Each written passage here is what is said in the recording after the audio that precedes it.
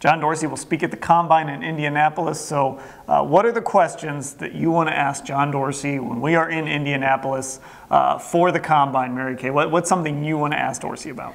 Well, I have a lot of questions for John Dorsey, actually. But I think one of the things that is foremost in my mind right now, after the settlement that the NFL reached with Colin Kaepernick, would the Browns consider signing Colin Kaepernick as a backup to Baker Mayfield? Controversial, I know, but I think something that needs to be asked. Yeah, that would be interesting. The Browns do need a backup quarterback, and maybe Kaepernick's going to start looking for work now that that settlement has been reached. I would ask, and I don't think he would ever actually answer this or put a number on it, but I would be curious what his real expectations are for this season with the AFC North becoming a little more vulnerable. Last year it was kind of about house money, getting Baker on the field, seeing what you could do. They went 7-8-1. Obviously, Freddie Kitchens has said he's not happy with 7-8-1. So what are his expectations? Does he believe this team can win the AFC North next season, and is that what he expects them to do?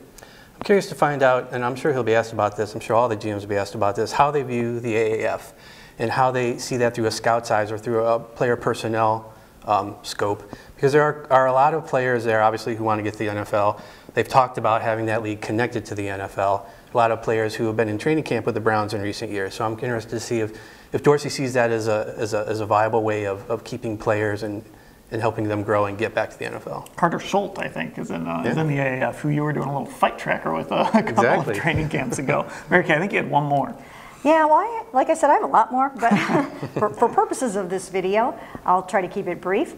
Another question that I will have for John Dorsey is, what to do about Jamie Collins? Now, he will be turning, I think, 30 this year, and also he will be making $10.5 million. And of course, John Dorsey didn't bring him in. Does he want to pay him that much? Will he try to restructure him, or do they just let him go? So, big questions surrounding Jamie Collins. And hopefully we'll get some answers when John Dorsey does speak in Indianapolis.